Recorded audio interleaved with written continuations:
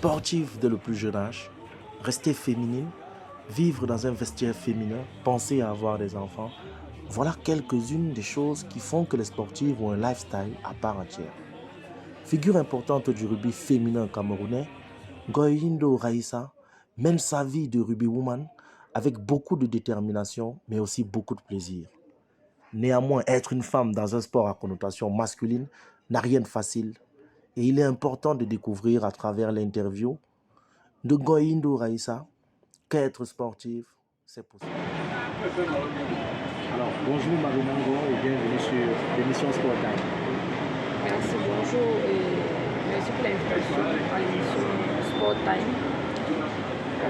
Moi, je suis vraiment ravie d'honorer à notre rendez-vous d'aujourd'hui. J'espère qu'il y aura des prochains programmes comme celui-ci. Il y aura certainement certains prochains programmes, donc il n'y a pas de souci à ce niveau-là. D'accord. Alors nous sommes heureux de vous avoir aujourd'hui dans l'émission Sport Time parce que nous voudrions découvrir qui est Marina. Qui est Marina?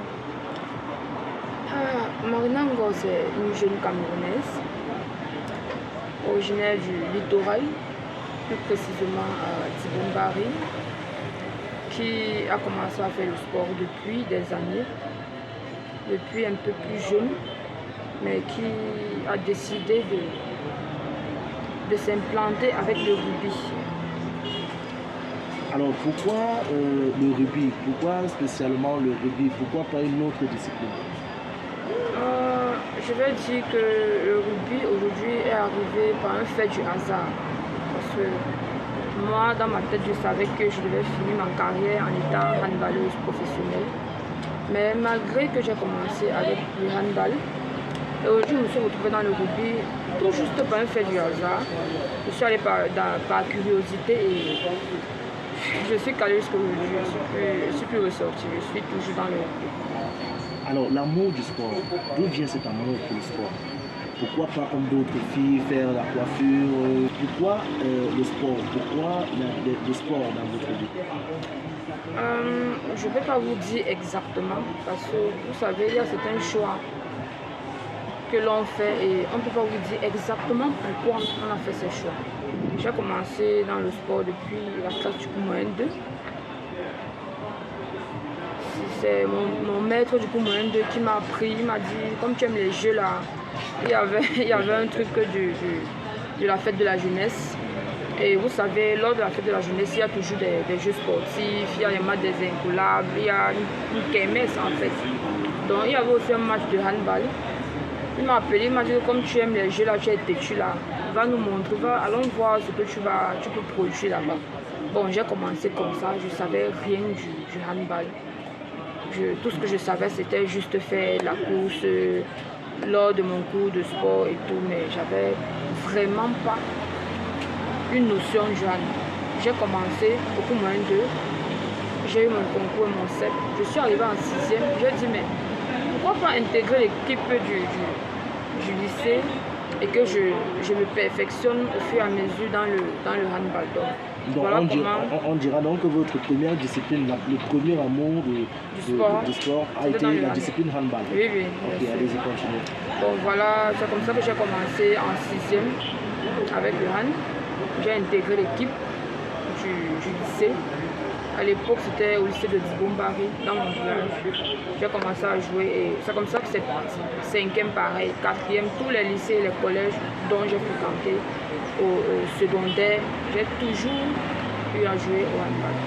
Donc voilà comment je commence à m'intégrer dans la vie sportive. Alors, quelle est la transition qu'il y a eu entre le handball et le rugby? Comment ça s'est passé? Ça n'a pas été facile. Ça, je vous assure, ça n'a pas été facile parce que c'est déjà deux sports différents qui ont des règles bien différentes. Mais le seul truc que j'ai vu de commun dans le handball et le rugby, c'est que c'est un sport qui se joue de la main. Il y a des feintes qu'on fait, des steps qu'on fait dans le rugby, qu'on retrouve dans le handball. Donc ça a été un peu facile pour moi, mais ça n'a pas été facile dans le cas général parce que j'ai jamais joué un sport du pied. Le handball, c'est un sport qui se joue de la main. Le rugby, c'est un sport qui se joue de la main et du pied. Donc il fallait que j'apprenne aussi à manier le ballon, la balle ovale du pied et de la main. Ça n'a pas été facile, mais bon, avec les encouragements des aînés, de mon entourage, j'ai pu garder le cap jusqu'à présent. Alors, quelles sont les qualités qu'il faut présenter pour pouvoir devenir une joueuse de rugby? Qu'est-ce qu'il faut pour une femme? Qu'est-ce qu'il faut pour être joueuse de rugby? Est-ce qu'il faut juste être une personne lambda? Est-ce qu'il faut être une personne physiquement apte? Alors, c'est à vous de nous dire un peu quelles sont les qualités qu'il faut présenter pour pouvoir devenir une joueuse de rugby. Bon, la qualité déjà, la première qualité c'est d'abord le social. Il faut d'abord aimer être avec des gens parce que c'est un sport collectif. Tu seras appelé à être avec les gens tout le temps. Deuxièmement, il faut accepter les coups. Il faut accepter les coups parce que le rugby, c'est pas comme le volley, c'est pas comme les autres sports. C'est vrai que ça reste dans le cadre du sport collectif, mais il faut accepter de prendre des coups, il faut accepter de vivre en société, d'être toujours avec des gens. Il faut accepter les erreurs des autres parce que dans un stade, lors d'un match, une coéquipière ou un coéquipier peut décider d'aller au choc. Il faut que tu sois là pour le soutenir ou pour la soutenir. Il faut toujours être à l'attente du besoin de ton prochain. Quand ta coéquipier a un souci au stade, il faut que tu sois là. Quand elle fait une erreur, il faut lui faire comprendre, il faut la galvaniser, il faut lui faire comprendre que non, c'est pas la fin. Tu vas essayer la prochaine fois, ça va marcher. Donc je pense que ce sont des choses, des qualités qu'il faut faire pour jouer au rugby. En dehors de ça, le reste viendra après, le physique, la force. Tout d'abord, c'est dans l'étape psychologique. Quand tu acceptes déjà faire quelque chose, je pense que le reste viendra tout seul. Alors, quel est le poste que tu occupes dans ton club? Dans mon club, j'occupe le poste de 3e ligne. Excuse-nous, pour nous qui sommes des profanes, nous qui ne connaissons pas encore tous les rouages du rugby, nous aimerions savoir 3e. Bon, la 3e ligne, c'est un poste qui occupe les avants. Déjà, dans le rugby, il y a les avants et les 3 quarts. Les avants, ce sont les gros, comme on dit souvent en général. Alors, les gros, les gens qui font souvent la mêlée. Je ne sais pas si tu as déjà vu un match de rugby. Vous voyez, il y a des gens qui font la mêlée. Alors, les gros, pas les costauds. Bon, gros et costaud, je vais dire ça comme ça. Parce qu'il faut aussi être costaud pour pouvoir faire la mêlée. Pour être dans la mêlée. Ouais. Bon, voilà un peu. Les 3e, ils sont celles qui sont dans les angles de la mêlée. Donc, ce sont elles qui jouent Alors, c'est à elles qu'on envoie souvent le ballon, elles attrapent le ballon, après elles commencent à courir pour aller... Non, on envoie le ballon à tout le monde. Les 3e, ils peuvent faire ce travail, les piliers peuvent le faire, les 2e, ils peuvent le faire, les centres, les 9, les 10 peuvent le faire. Ça dépend juste, il faut être au bon endroit, au bon moment de recevoir ce ballon et courir pour aller aux embûches. Donc, ce que je disais tantôt, les 3e, ils sont telles qui sont dans les ailes de la mêlée. Donc, ce sont telles qui empêchent l'évolution du jeu en bloquant le 10 de jouer ou alors en empêchant que le 9 sorte le ballon. L'équipe adverse. Donc voilà un peu, un petit rôle de 3e ligne. Alors nous voulions savoir un peu, est-ce que vous pouvez nous parler de votre club actuel? Oui. Le nom, où est-ce qu'il se situe? Actuellement, je joue à Red Dragon de Douala. Red Dragon de Douala. Alors, on nous a dit qu'en rugby, il y a des noms, il y a Gorille, il y a Abeille, oui. Il y a Taureau, il y a la Faune. Alors, vous avez choisi Red Dragon. Oui, j'ai choisi Red Dragon d'abord parce que c'est un club qui est dans ma ville, qui est à Douala.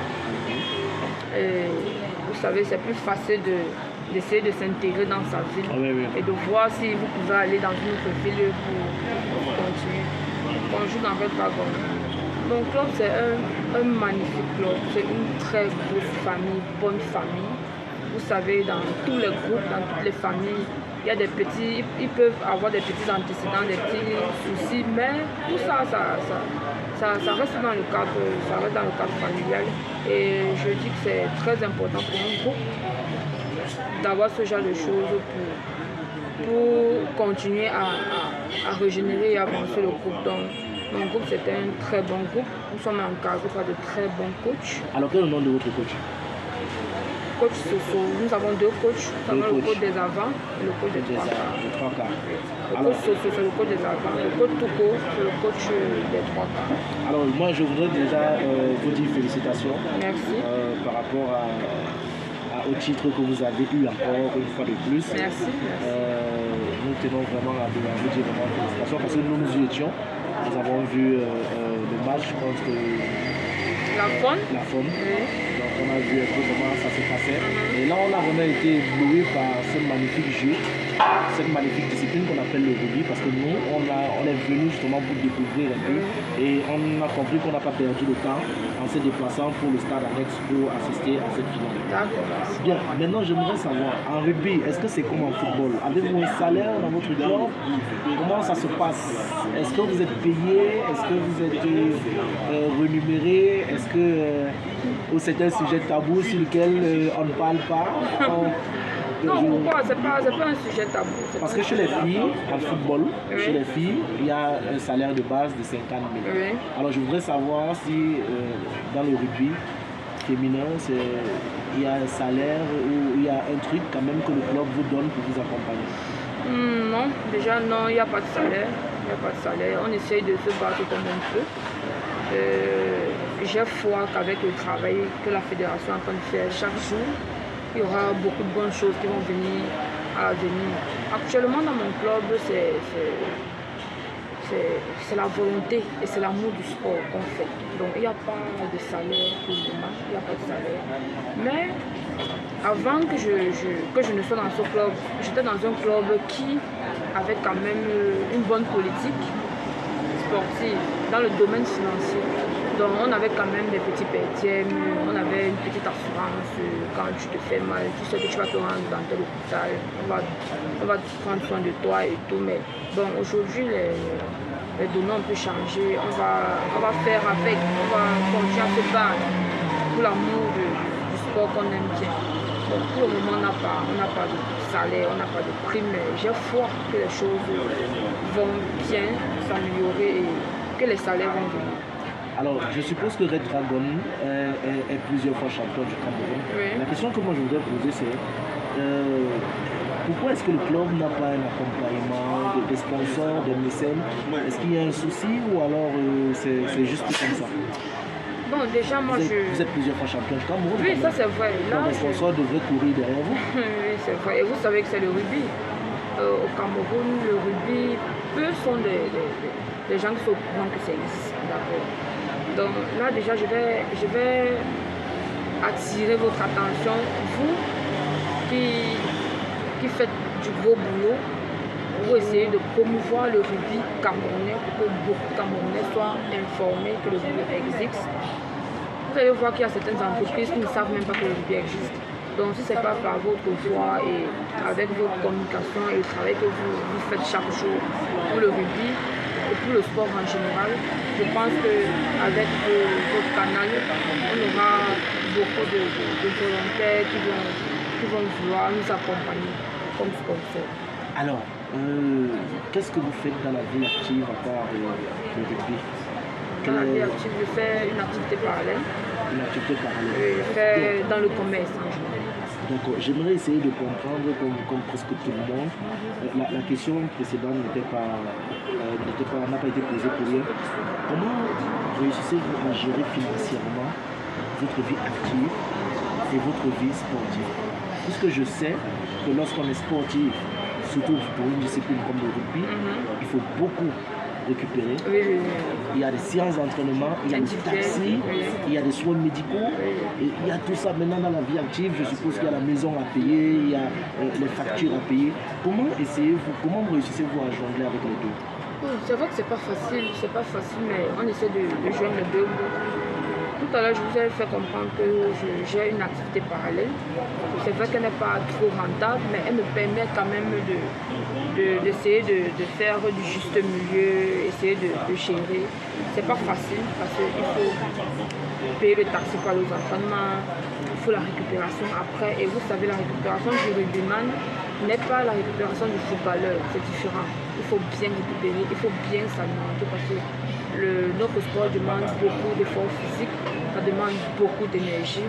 Donc si tu récupères pas normalement, je ne pense pas que la prochaine séance d'entraînement, tu pourras t'y rendre parce que tu seras vraiment fatigué et amoché. Alors ça c'est une question personnelle que moi je vais vous poser. J'ai vu plusieurs photos, plusieurs vidéos en salle de sport. Et je suppose que vous faites franchement le sport. Lorsque vous arrivez dans une salle de sport par exemple, et lorsqu'il y a des hommes à côté de vous, ils sont effrayés parfois par vos exercices que vous faites. Parce que j'ai vu quelques vidéos, je sais de quoi je parle. Donc, qu'est-ce qu'ils vous disent souvent lorsque vous êtes ensemble? J'ai bien précisé avec des hommes. Ouais. Comment est-ce qu'ils prennent ça? Ils ont peur, ils se disent non, bon, ça va aller, on prend comme elle vient. Comment est-ce que ça se passe en salle de sport? Bon, déjà, certains m'intriguent d'abord au départ. Je suis arrivée dans une salle un jour, j'ai commencé à travailler. Il y a un monsieur qui m'a fait comprendre que bon, elle là c'est le feu de paille, elle va faire ça une fois, elle va se fatiguer. Bon, comme j'étais avec mon coach sportif a commencé à rire, il a dit que mais elle c'est ce qu'elle fait, c'est son travail du quotidien en fait. Bon, avec les garçons, le feeling est trop bien, ça passe bien parce qu'il y a des moments où ils m'invitent même à venir travailler avec eux. Donc il y a des moments, quand je travaille, je prends un exemple, quand je travaille peut-être le lundi, peut-être à 8 h, ils me font comprendre que non, il faut plutôt venir vers 11 h parce que le matin, j'ai un petit truc à faire, il faut qu'on travaille en groupe et tout, il faut que tu sois là. Vraiment, ça nous fait plaisir de voir une fille qui se bat à travailler comme ça tout le temps. Et surtout que c'est pas gratuit, il faut payer la salle, il faut payer le transport. Justement. Pour y aller, vraiment c'est encourageant. Il faut souvent venir à nos heures pour qu'on puisse travailler ensemble. Ça nous fait plaisir de voir une fille. Non seulement tu n'es pas trop musclé, mais tu fais des exercices normalement comme nous. Il y a des moments où on donne un programme de travail. On est sûr qu'à un moment tu vas lâcher, mais tu parviens à tenir, tu parviens à faire les efforts malgré que c'est difficile et tout. Mais vraiment, voilà comment il me parle tous les jours, il me galvanise, il m'encourage. Donc, c'est pas facile. Avec ce genre de personnes autour de toi, même si tu veux te lever le matin et que tu as la paresse, parce qu'il y a des moments comme ça, c'est pas facile de se lever chaque jour et aller en salle, de gym travailler difficilement, après ça va te reposer. Il y a des jours, quand tu vois ton réveil sonne là, tu arrêtes d'abord, tu essaies de dormir, tu te poses la question, mais si je ne peux même pas faire ce pour vous, qu'est-ce qui va se passer? Mais quand tu vois, il y a des moments, eux-mêmes ils m'appellent au téléphone, qu'il y a je suis à quel niveau et tout. Quand je vois les appels, je ne peux que me lever et partir malgré la fatigue et le découragement. Alors ça c'est une bonne chose, ça veut dire que si les hommes déjà vous accompagnent, ça veut dire que c'est vraiment une bonne chose et ça veut dire que vous êtes une bosseuse. Alors, il y a une autre petite question. Marina, vous êtes célibataire? Je suis pas un cœur à prendre. Je suis pas un cœur à prendre. D'accord. Alors, si Marina n'a pas un cœur à prendre, la prochaine question, je ne peux pas la poser. Mais pourquoi? Non, le cœur est déjà pris. Voilà. Donc, le cœur est déjà pris.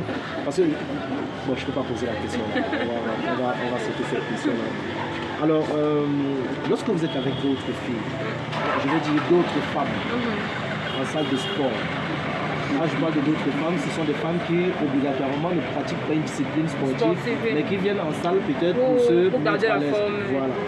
Qu'est-ce qu'elles pensent ou bien alors qu'est-ce qu'elles pensent de vous lorsqu'elles apprennent que vous pratiquez du rugby? Est-ce qu'elles viennent vers vous pour vous demander est-ce que le rugby c'est vraiment une discipline pour femmes? Est-ce qu'elles peuvent pratiquer? Qu'est-ce qu'elles disent? Qu'est-ce qu'elles pensent de vous lorsqu'elles vous trouvent en salle?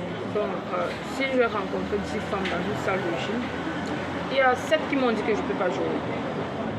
Parce qu'elles ne croient pas en fait. Elles m'ont fait comprendre que tu joues au rugby, mais tu es toute féminine, tu n'es pas baraquée, tu n'es pas... C'est pas quelle morphologie elle voulait que j'aille, mais c'est avec le temps qu'elle voyait comment j'étais régulière en salle, comment je travaillais et tout. Et peut-être avec mes photos, qu'elles voyaient qu'elles ont vraiment réalisé que je joue au rugby. Mais il y a d'autres qui viennent vers moi pour me demander mais comment je fais? Comment je fais pour venir tous les jours? Parce qu'à un moment le corps fait mal et tout. Je vais faire comprendre que c'est normal. Le sport c'est comme ça. Tu vas faire peut-être le sport pendant 10 ans. La 11e année, si tu fais 2 mois ou 3 mois sans faire sport, quand tu vas reprendre le sport, les 2 premiers ou les 3 premiers jours seront vraiment difficiles. Donc c'est un travail il faut être dans un travail constant. Il faut toujours être en train de faire des exercices pour essayer de garder la forme. Et pour que ce genre d'acte n'arrive pas, quand tu commences à faire sport, le corps te fait mal. Donc, ouais. Alors, on va entrer là maintenant avec quelques dernières questions au niveau de l'équipe nationale. Dites-moi, depuis que vous êtes à l'équipe nationale, avez-vous voulu un changement au niveau du rugby féminin? Est-ce qu'il a évolué? Est-ce qu'il est plutôt venu à l'arrière? Est-ce qu'il évolue avec le nouveau comité de normalisation, c'est ça? Voilà, donc je voudrais savoir, selon vous, depuis que vous êtes à l'équipe nationale, est-ce que vous avez senti que l'équipe nationale féminine de rugby évolue? Bon, pour moi, elle est en train d'évoluer parce que ma première sélection, les choses n'étaient pas comme aujourd'hui. La première finale de la Coupe du Cameroun que j'ai jouais sur la terre nue. Aujourd'hui, je joue dans un gazon, je joue avec du public, je joue avec des médias. Donc, je vais dire qu'il y a un changement. Je sais que les choses vont aller pour le mieux, malgré les petites difficultés que nous rencontrons chaque jour. Je sais qu'avec le travail que la fédération fournit chaque jour, depuis la nuit des temps jusqu'à aujourd'hui, j'ai la ferme conviction que beaucoup de choses vont changer. Je veux juste qu'on donne encore un peu de temps au Cameroun. Je sais que le Cameroun sera allé dans le monde entier en termes du rugby. D'accord. Donc, on va clôturer cette émission avec quelques dernières questions. Alors, quel est votre plat préféré? En tant que fille Sawa, femme Sawa. En tant que femme Sawa, mon plat préféré c'est le couscous. Oui. Le couscous? Sauce gombo, obstaclé, avec beaucoup d'obstacles. Donc c'est pas le ndolé? Le ndolé vient, c'est vrai que c'est surprenant, mais le ndolé vient en second plan.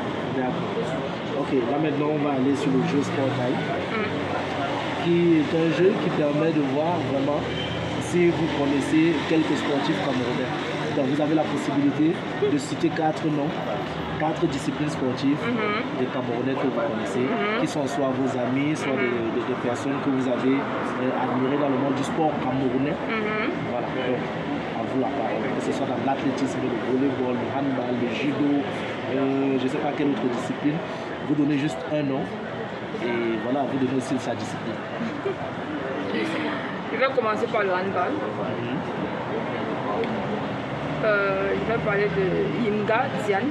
Yimga Diane. C'est une Camerounaise qui a évolué dans le handball camerounais, qui est en France aujourd'hui. Je ne sais pas si elle va voir ma vidéo ou elle va m'écouter. Je lui souhaite bon vent dans son club, bon vent dans sa carrière. C'est vrai que c'est pas facile, mais il faut juste joindre les deux bouts et tenir le coup, ça va aller. D'accord. Bon, la deuxième discipline, c'est l'athlétisme, qui est ma soeur, Francia et Bonguer.